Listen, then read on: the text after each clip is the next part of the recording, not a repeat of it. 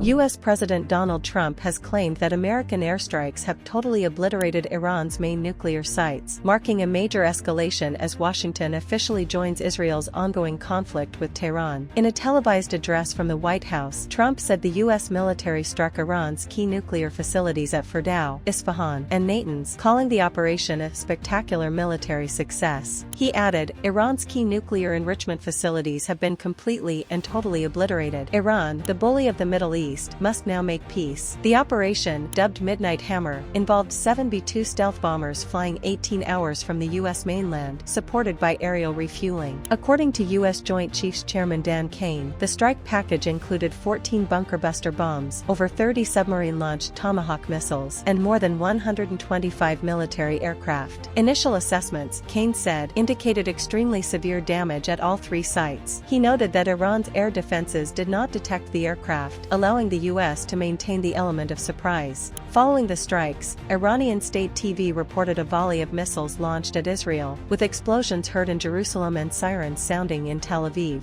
Iranian authorities confirmed the attacks on the nuclear sites but said there were no signs of contamination. Saudi regulators also reported no radioactive effects in the Gulf. Iran condemned the strikes as a violation of international law and accused the U.S. of colluding with what it called the genocidal Israeli regime. Foreign Minister Abbas Araghchi said the attacks would have everlasting consequences, warning that Iran reserves all options to defend its sovereignty and people. The Iranian Foreign Ministry labeled the U.S. action a criminal act of aggression and called for an emergency session of the United Nations Security Council. It also urged the International Atomic Energy Agency to fulfill its responsibilities, noting that the targeted nuclear facilities were under IAEA safeguards. U.S. Secretary of Defense Pete Hegseth said the operation aimed not at regime change but at neutralizing threats to U.S. interests. He stated, "The President authorized a precision operation. This mission was not and has not been about regime change." Private diplomatic messages were sent to Iran, encouraging negotiation.